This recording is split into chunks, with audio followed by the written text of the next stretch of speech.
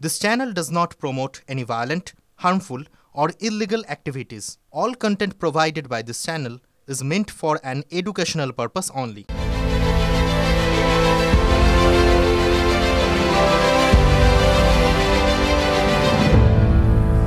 নমস্কার, ঠিক রাত ৮টায় ঠোঁটকাটা আবার আপনার সামনে ১ ঘন্টা থাকবে।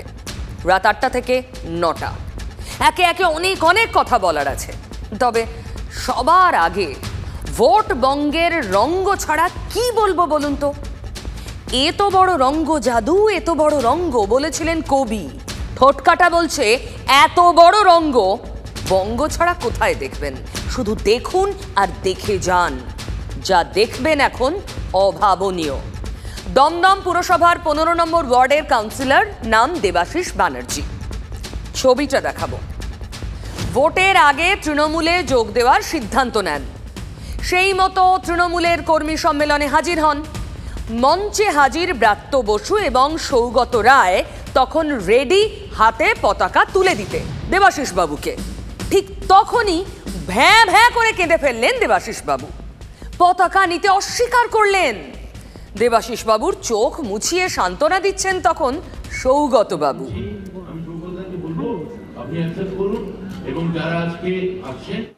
কেন বলুন তো, কি হলো দেবাশিস বাবুর? আজকের রাজনীতিতে যা বিরল সে কথাই বললেন দেবাশিস বাবু। তিনি বললেন তিনি তো জনপ্রতিনিধি, ভোটাররা তাকে বিশ্বাস করে ভোট দিয়েছেন। এখন যদি তিনি দল বদলান তাহলে তাদের সঙ্গে বিশ্বাসঘাতকতা হবে। ভাবুন, দেবাশিস বাবু একথা বলে দল বদলালেন না। ভোট বঙ্গে দেখার মতো জিনিস।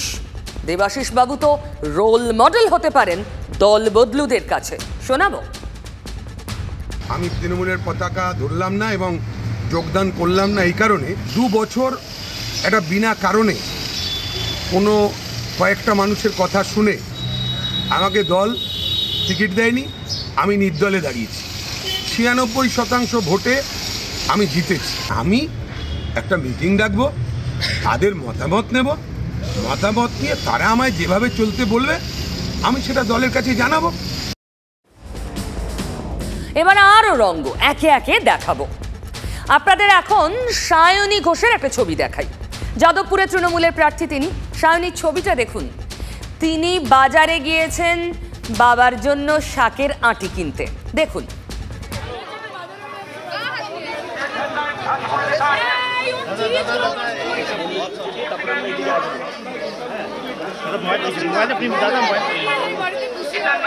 লাল শাক কিনলেন তা নয়, হাতে আবার টমেটো আর কাঁচা লঙ্কার ব্যাগ। বাজার করছেন ঘুরে ঘুরে সায়নী ঘোষ।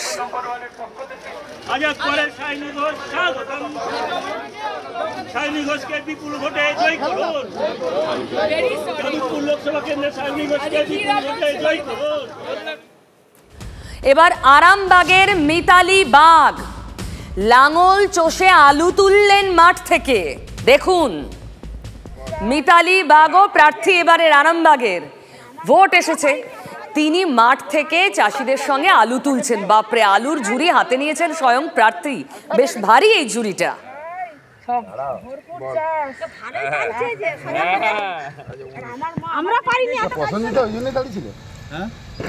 আমি তো এক জায়গায় চলে যাচ্ছিলাম। এবার লকেট চ্যাটার্জি হুগলির প্রার্থী। তিনি উনুনের ধোঁয়া সহ্য করে বিরাট কড়াইতে রান্না করতে বসলেন।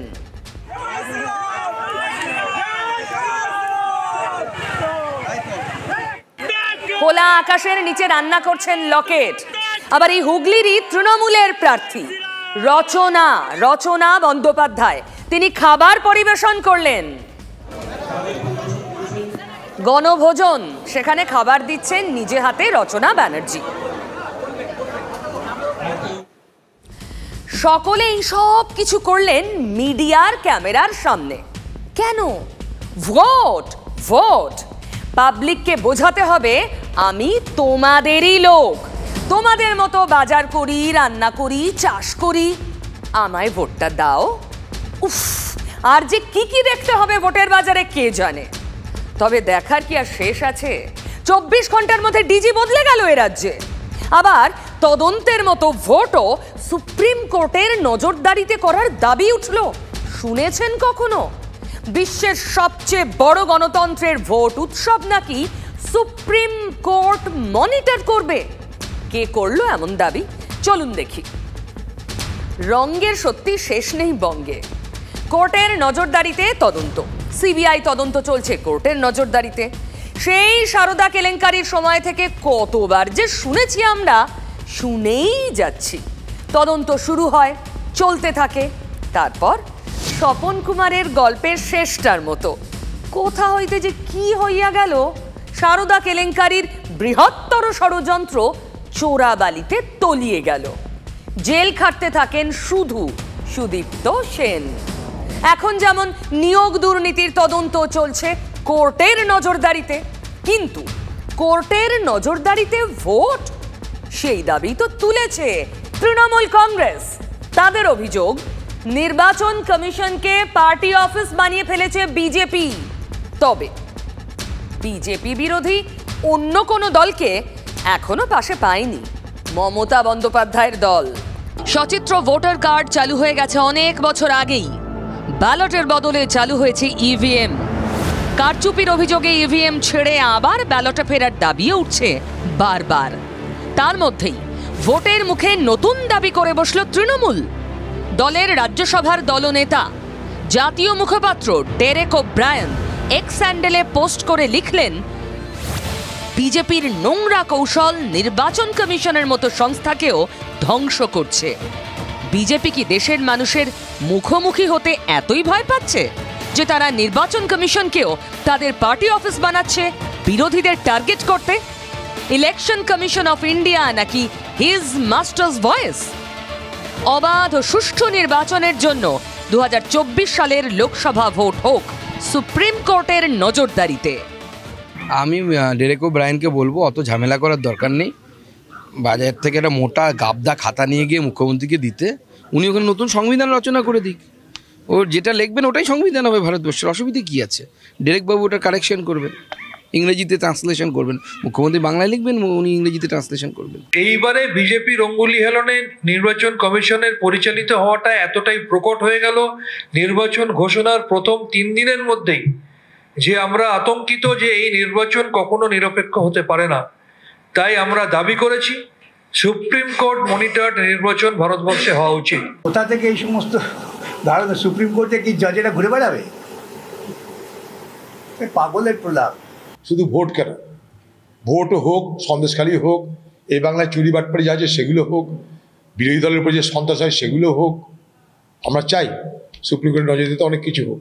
সুপ্রিম কোর্ট মনিটরড নির্বাচন ভারতবর্ষে হওয়া উচিত, যাতে করে ভারতবর্ষের মানুষ নির্বাচন প্রক্রিয়ায় তাদের সর্বশ্রেষ্ঠ সাংবিধানিক অধিকার নিরপেক্ষভাবে প্রয়োগ করে একটা নিরপেক্ষ নির্বাচন ব্যবস্থার মধ্যে দিয়ে, এবং ভারতবর্ষের একটা সরকার প্রতিষ্ঠিত হয়। মামার বাড়ির আপনাদের ভারতবর্ষের সংবিধানে সবচেয়ে বড় জায়গাটা হচ্ছে ভারতবর্ষের সংসদ। ভারতবর্ষের সংসদই হচ্ছে ভারতবর্ষের শেষ কথা। সংবিধানের যে প্রিয়াম্বলগুলো আছে বা যে ক্লজ আছে তার ভাইলেশন হলেই একমাত্র কোর্ট হস্তক্ষেপ করে।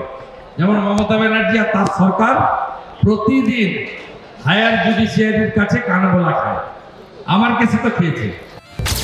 তৃণমূল কি নার্ভাস, নাকি পাল্টা চাপ তৈরির কৌশল? নির্বাচনের দিন ঘোষণার অনেক আগে থেকেই রাজ্যে নেমে পড়েছে কেন্দ্রীয় বাহিনী, আর ভোটের দিন ঘোষণার পরই তুমুল সক্রিয় নির্বাচন কমিশন। তৃণমূল কো ইতনা গুসা কিউ? অন্য কোনো বিরোধী দলও তো তাদের পাশে নেই। তাহলে কি চাপে পড়ে গেছে তৃণমূল? সেটাও তো হওয়ার কথা নয়। কুণাল ঘোষরা রোজ বলছেন 32 থেকে 35 আসন তো হাসতে হাসতে জিতবেন। টার্গেট 42। 24 ঘন্টার মধ্যে রাজ্য পুলিশের 3 জন ডিজি দেখলে রাগ হবে কিনা বলুন? রাজ্য পুলিশের ডিজি ছিলেন রাজীব কুমার, মুখ্যমন্ত্রীর কাছের লোক বলেই পরিচিত। শনিবার ভোটের দিন ঘোষণার পর সোমবার ডিজি বদলের নির্বাচন কমিশনের চিঠি এলো নবান্নে।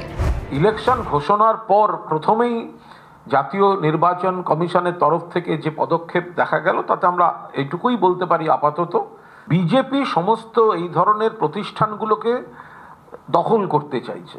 তারা দখলদারিতে নিয়ে এসে তাদের দলের যে সুবিধা হলে কিসে হয় সেই ধরনের কাজ করতে চাইছে ভারতীয় জনতা পার্টি। রাজীব কুমারকে ডিজি পুলিশ করাটাই তো একটা অনৈতিক কাজ ছিল। এখন রাজীব কুমার এবং মমতা উভয়ই একই চিটফান্ড দুর্নীতি মামলায় পারস্পরিকভাবে যুক্ত, তাহলে কি করে তাকে ডিজি পুলিশ করা হলো যিনি একজন অভিযুক্ত? হালকা সুরটা সোমবারই শুনিয়ে রেখেছিলেন কুণাল ঘোষ। মঙ্গলবার সকাল সকাল ডেরেক ওব্রায়ানের পোস্ট, সুপ্রিম কোর্টের নজরদারিতে লোকসভা ভোট চাই। কে জানতো পিকচার অভি ভি বাকি হ্যায়। নবান্নে এলো নির্বাচন কমিশনের চিঠি। সোমবার রাজীব কুমারের পরিবর্তে বিবেক সাহাইকে রাজ্য পুলিশের ডিজি করার কথা জানায় নবান্ন। রাত পোহাতে না পোহাতেই নবান্নে এলো নির্বাচন কমিশনের নির্দেশিকা। তারা সঞ্জয় মুখোপাধ্যায়কে ডিজি নিয়োগ করল, অর্থাৎ 24 ঘন্টাও ডিজির চেয়ারে থাকতে পারলেন না বিবেক সাহাই। কি হচ্ছে সেটা যে তারাও ঠিক বুঝে উঠতে পারছেন না সেটা স্পষ্ট বিজেপি নেতাদের নানা মুনির নানা মতে। ডিজিপি যাকে করেছিল শর্ট গ্যাপ অ্যারেঞ্জমেন্ট হিসেবে রাজ্য সরকার করেছিল। আজকে ইলেকশন কমিশন সরাসরি ডিজিপি নিয়োগ করেছে। এখন দেখা যাচ্ছে বিবেক সহায়ের কার্যকাল শেষ হয়ে যাচ্ছে 31 মে। নির্বাচন তো চলছে জুন মাস পর্যন্ত, তারপরে ভোট পরবর্তী ঘটনা আছে, তো সেই জন্য নির্বাচন কমিশন পরিবর্তন করেছে। এটা বদল নয়, এটা মানে যা ইলেকশন কমিশনের যে নির্দেশিকা তার পালন। এর মধ্যে রাজনৈতিক বিতর্কের অবকাশ কোথায়? তৃণমূল নেতারা বলছেন, দেখলেন তো, দেখুন আমরা দেখলাম 3 বছর না হওয়া সত্ত্বেও শুধুমাত্র বিজেপির অঙ্গুলি হেলনে এই পশ্চিমবঙ্গের ডিজি রাজীব কুমারকে সরিয়ে দেওয়া হয়েছিল। তারপরে যাকে ডিজি করা হয়েছিল বিবেক সহায়, আমরা দেখলাম আবার তাকেও নির্বাচন কমিশন বিজেপির অঙ্গুলি হেলনে তাকে সরিয়ে দিল। দেখুন আমরা কেন বলেছিলাম যে বর্তমানে নির্বাচন কমিশন বিজেপির রিজমাস্টার ভয়েসে পরিণত হয়েছে এবং সেটা বিজেপির সদর দপ্তরে পরিণত হয়েছে এবং তারা প্রথম দিন থেকে বিজেপির অঙ্গুলি হেলনে চলছে, সেটা আরও একবার প্রমাণিত হলো। কেন আমরা সুপ্রিম কোর্ট মনিটর নির্বাচন চেয়েছি সেটা আরও একবার জোরালো হলো আমাদের দাবিটা। তৃণমূল কংগ্রেস হতাশা আর আতঙ্ক থেকে কিছু কিছু জায়গায় বিভ্রান্তি তৈরি করছে, মানুষ এগুলো প্রত্যাখ্যান করবে। তৃণমূলের বিসর্জন অবশ্যম্ভাবী। ছোটবেলায় সবাই খুব বলতাম, আগে গেলে বাঘে খায়। বিজেপি প্রথম প্রার্থী তালিকা ঘোষণা করে দিয়েছে 2রা মার্চ। অন্যান্য দলগুলোর অনেক আগে সেই তালিকায় ছিল বাংলার 20টি আসনের প্রার্থীর নাম, কিন্তু পরের দিনই আসানসোলের প্রার্থী ভোজপুরি গায়ক অভিনেতা পবন সিং উড়ে যান। একটি প্রার্থী উড়ে যাওয়ায় রইল বাকি 23। 13ই মার্চ বিজেপি আরও একটি প্রার্থী তালিকা প্রকাশ করে, কিন্তু তাতে বাংলার কারোর নাম নেই। আগে ছুটতে গিয়ে কি বাকি প্রার্থীদের বাঘে খেয়ে নিল? যথারীতি খিল্লি শুরু করেছে তৃণমূল। পাড়ায় বাচ্চা ছেলেমেয়েরা বলছে, বাবা রাত্রিবেলা বেরোবো না, কারণ সুকান্ত মজুমদার, শুভেন্দু অধিকারীরা নাকি পাড়ায় পাড়ায় ঘুরে বেড়াচ্ছে প্রার্থী খোঁজার জন্য। তৃণমূল তো প্রার্থী তালিকা ঘোষণা করে দিয়েছে 10 তারিখ, বিজেপি এখনো ঘোষণা করতে পারেনি। তার কারণ অপেক্ষা করছে তৃণমূল থেকে যে উচ্ছিষ্টগুলো বেরোবে তাদেরকে মাথায় নিয়ে প্রার্থী করবে। কবে একটা বেরোবে আর কবে একটাকে তুলে প্রার্থী পদ দেবে। প্রার্থী হলে ওনাকে আমি জিজ্ঞেস করব যে আপনার দলে যাদেরকে নিয়েছেন, আপনার প্রার্থী তালিকাটা তো বিজেপি থেকে লোককে নিয়ে গিয়ে প্রার্থী করতে হয়েছে। কৃষ্ণ কল্যাণী কোন দলের এমএলএ? বিশ্বজিৎ দাস কোন দলের এমএলএ? মুকুটমণি অধিকারী কোন দলের এমএলএ? কাঁচের ঘরে বসে ঢিল মারার দরকার নেই। আশা করছি 1 জুন 2024-এর আগে দ্বিতীয় এবং তৃতীয় তালিকা বিজেপির বেরিয়ে যাবে। আমরা ওদের শুভেচ্ছা জানাই। আমাদের সমস্ত কিছু ঠিক হয়ে গেছে, আশা করছি 22-23 তারিখ নাগাদ, কারণ আমাদের পার্টি একটা নিয়ম অনুসারে চলে।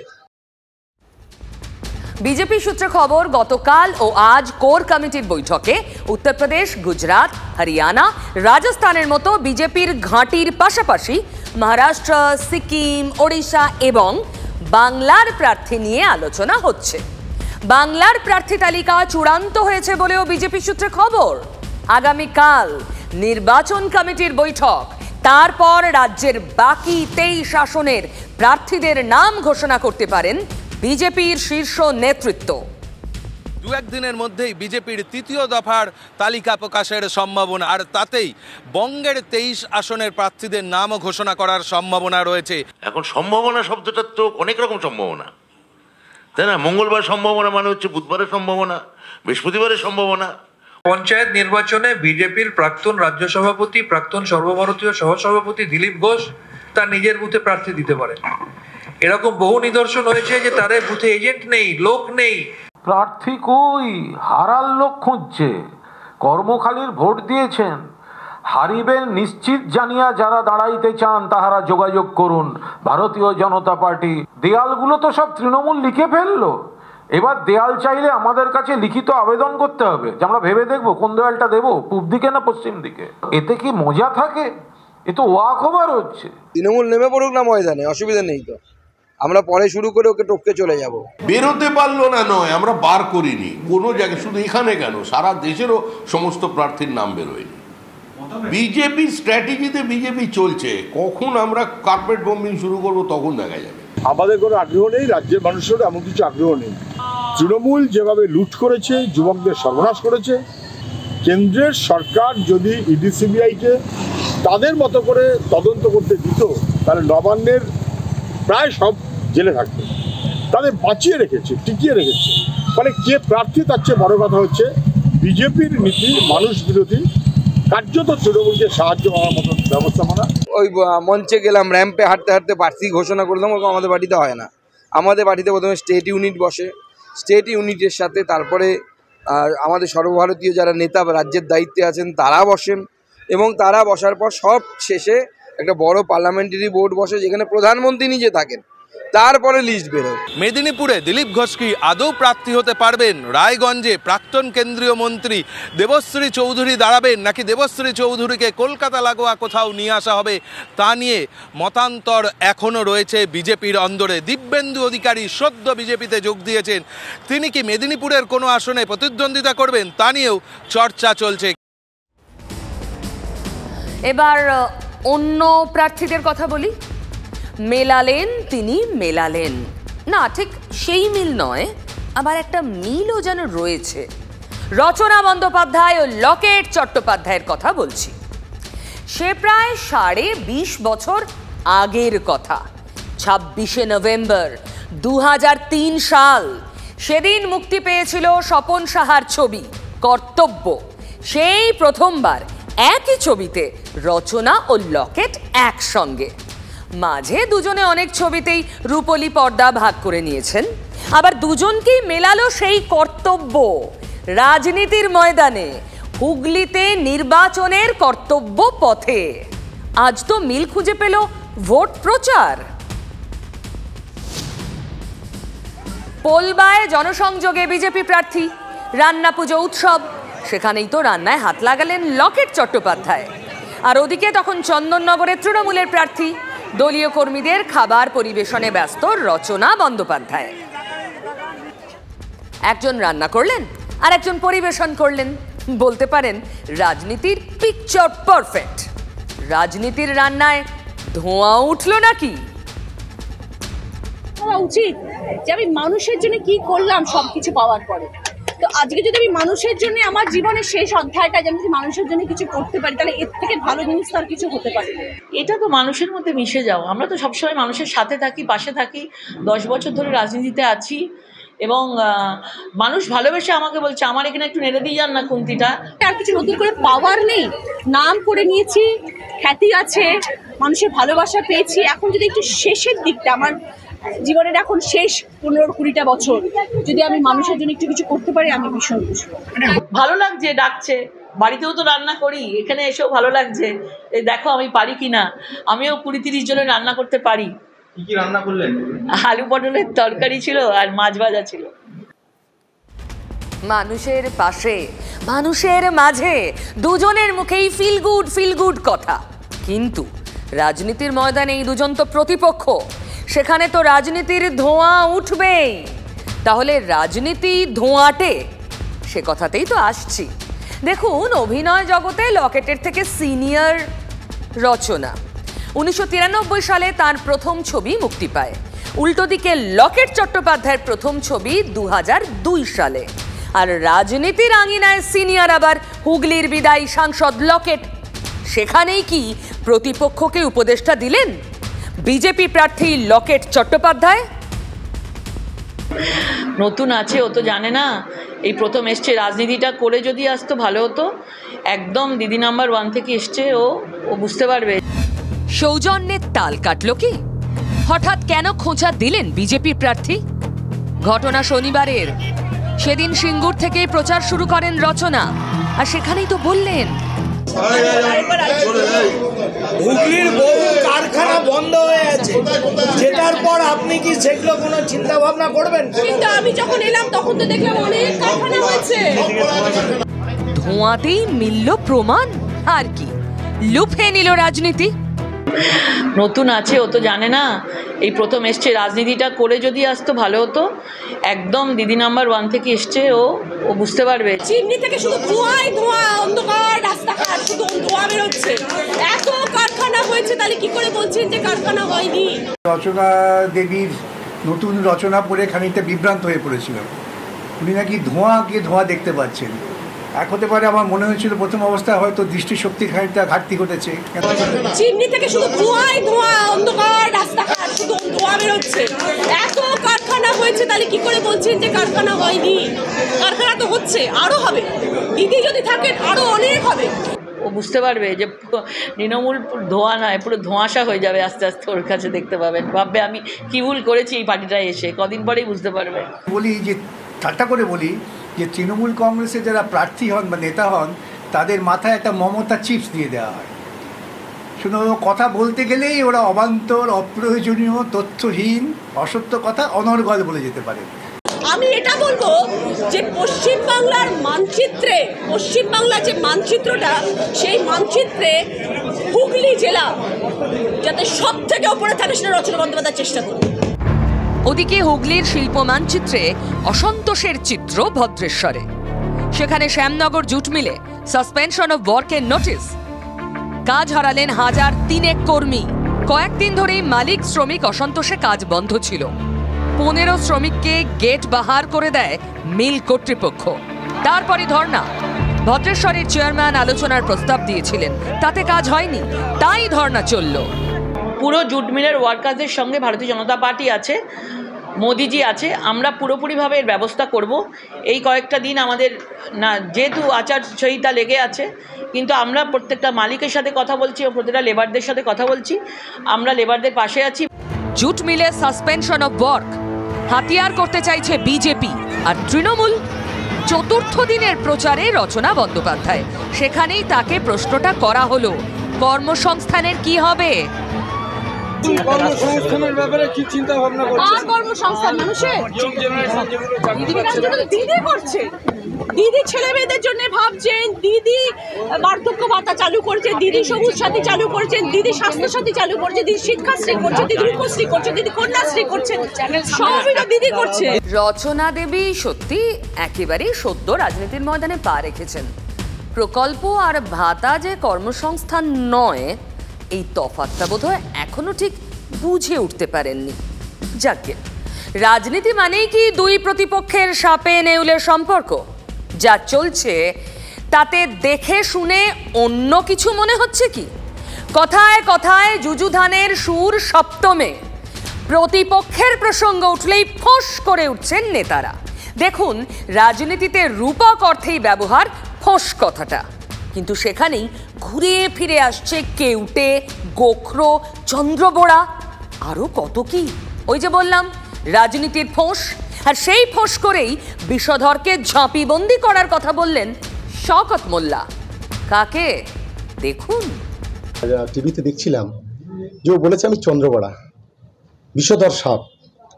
তা বিষধর সাপকে কিভাবে বশ মানাতে হয়, তাদের কিভাবে ওই ঝুপড়ির মধ্যে পড়তে হয়, সেটা আমাদের ওঝা হলো মমতা বন্দ্যোপাধ্যায়, অভিষেক বন্দ্যোপাধ্যায়, তারা খুব ভালো মতো জানে। ওঝা, সাপ, চন্দ্রবোড়া, রাজনীতির ফোঁস। নিশানায় কে? যে আগে ছিল কেউটে, এখন হয়েছে গোখরো। শুধু গোখরো না, চন্দ্রবড়াও হতে পারি, আপনারা সাবধানে থাকবেন। বার্তাটা কাকে দিলেন? ক্রোনোলজিটা দেখুন। ওদের মুখস্থ দেখছেন, কেউটে সাপের থেকেও ভয়ঙ্কর। চেয়ারে বসেছিল কেউটে, বাইরে বেরিয়ে গোখরে পায়ে হাত দিয়ে প্রণাম করছে বাবু। ব্রিগেডের সভায় কারো নাম না নিয়েই বলেছিলেন মুখ্যমন্ত্রী। প্রাক্তন বিচারপতি তারই উত্তর দিলেন সোমবার। মমতা বন্দ্যোপাধ্যায় আমাকে উদ্দেশ্য করে বলেছিলেন যে আগে ছিল কেউটে, এখন হয়েছে গোখরো। শুধু গোখরো না, চন্দ্রবড়াও হতে পারি, আপনারা সাবধানে থাকবেন। আমি কি বলবো বলুন, উনি নিজেই নিজেকে সাপ বলছেন, তো উনি সাপ হলে আমরাও সাপুরে, উনি সাপ হলে আমরাও কার্বলিক অ্যাসিড রাখি রাজনৈতিকভাবে। পাল্টা দেবাংশু ভট্টাচার্য মন্তব্য করেছেন। কি দেবাংশু?